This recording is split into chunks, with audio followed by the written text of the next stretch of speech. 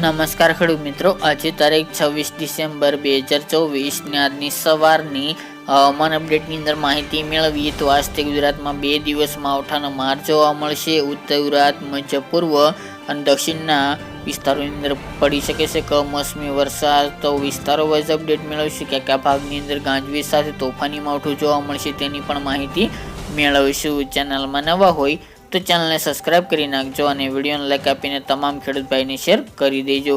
તો ખાસ કરીને મિત્રો વાત કરીએ તો ગુજરાતના હવામાનમાં જ્યારે પલટો જોવા મળી રહ્યો છે તેની સાથે આગામી દિવસમાં એટલે કે આજે અને આવતીકાલે એમ 2 દિવસ દરમિયાન ગુજરાતમાં કમોસમી વરસાદ ખાબકી શકે છે.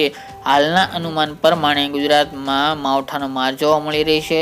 ખાસ કરીને ઉત્તર ભારતના ભાગમાંથી એક WD એટલે કે વેસ્ટર્ન ડિસ્ટર્બન્સ આવવાની સંભાવના છે.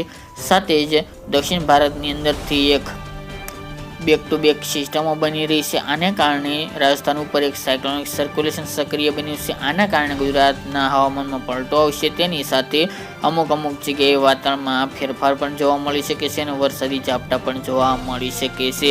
વરસાદની સંભાવના વધુ તીવ્રતા માવઠું ખાસ કરીને ઉત્તર ગુજરાતની અંદર જોવા મળશે. એમાં પણ ખાસ કરીને વાત કરવામાં આવે તો ઉત્તર ગુજરાતના વિસ્તારો જેમાં રાજસ્થાન બોર્ડર લાગુ વિસ્તાર, ખાસ ગ્રામ્ય વિસ્તાર જેમાં થરાદ, ધાનેરા, અંબાજી, આબુ, ડીસા, પાલનપુર જેવા ભાગો, અરવલ્લીના ભાગો છે.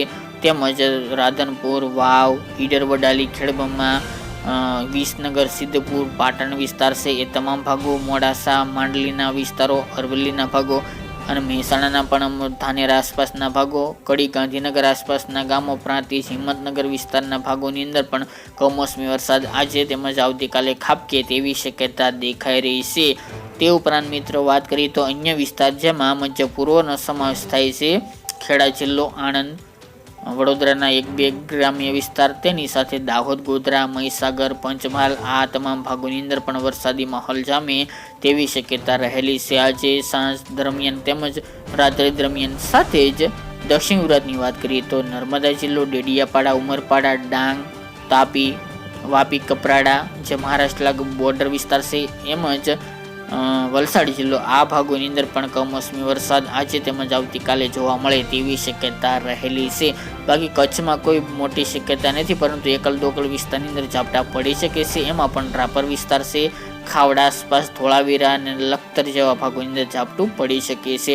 બાકી વાતાવરણમાં પલટો જોવા મળશે. સૌરાષ્ટ્રની અંદર પણ એકાદ વિસ્તારની અંદર ઝાપટું પડે તેવી શક્યતા રહેલી છે. બાકી કોઈક જગ્યાએ છાંટછૂટ પડી શકે છે. બાકી કોઈ મોટા વરસાદની કે સૌરાષ્ટ્રમાં માવઠું થાય તેવા સંજોગો ઓછા જોવા મળી રહ્યા છે. ત્યાં શક્યતા ઓછી માનીને ચાલવાનું. બાકી ઉત્તરના ભાગોની અંદર, દક્ષિણના ભાગોની અંદર અને પૂર્વના ભાગોની અંદર આમ જોવા જઈએ તો ગુજરાતના બોર્ડર લાગુ વિસ્તાર જેમાં રાજસ્થાન બોર્ડર લાગુ આવી જાય, મધ્યપ્રદેશ અને મહારાષ્ટ્ર બોર્ડર લાગુ વિસ્તાર આ તમામ ભાગોની અંદર ખાસ કરીને વરસાદની સંભાવના રહેલી છે. કારણ કે ઉત્તર ભારતની જે સિસ્ટમ છે તેનો ટ્રફ ખાસ કરીને એ વિસ્તારની અંદર જોવા મળશે, જેના કારણે રાજ્યમાં માવઠું જોવા મળશે. આમ જોવા જઈએ તો ભારતના ઘણા બધા ભાગોની અંદર માવઠાની સંભાવના દેખાઈ રહી છે. તેની સાથે ગુજરાતમાં પણ જોવા મળી શકે છે. આ સાથે જ મિત્રો ઠંડીનું પ્રમાણ યથાવત જોવા મળશે અન્ય વિસ્તારની અંદર, જેમાં પણ કચ્છના ભાગોની અંદર ઠંડીનો પારો યથાવત નીચો જોવા મળશે. સાથે જ સૌરાષ્ટ્રના પણ એકલ દોકલ વિસ્તારની અંદર 9 ડિગ્રી આસપાસ તાપમાન નીચું જોવા મળે તેવી સંભાવના રહેલી છે. અત્યારે બપોર દરમિયાન તાપમાન થોડું ઉચકાયું છે. ત્યારબાદ આ માવઠું ગયા બાદ ફરી પાછું તાપમાન નીચું જાય તેવી સંભાવના રહેલી છે, એટલે કે બપોરનું તાપમાન. જ્યારે રાત્રિનું તાપમાન પણ ઘણા ભાગોની અંદર નીચું ચાલી રહ્યું છે તે મુજબ ચાલશે. અમુક જગ્યાએ હજુ પણ રાત્રિએ હળવી ઠંડી જોવા મળશે, અમુક જગ્યાએ સારી એવી ઠંડી જોવા મળશે. આમ મિત્રો ઠંડીમાં વધઘટ 30 તારીખ સુધી જોવા મળે તેવી સંભાવના રહેલી છે. આ સિસ્ટમની અસર 28 તારીખ સુધી જોવા મળશે, ત્યારબાદ તેમાં ફેરફાર જોવા મળી શકે છે. તો મિત્રો આ અત્યારની વહેલી સવારની અપડેટ. ફરી એક નવા વિડીયો સાથે મળીશું. આજ માટે આટલું જ.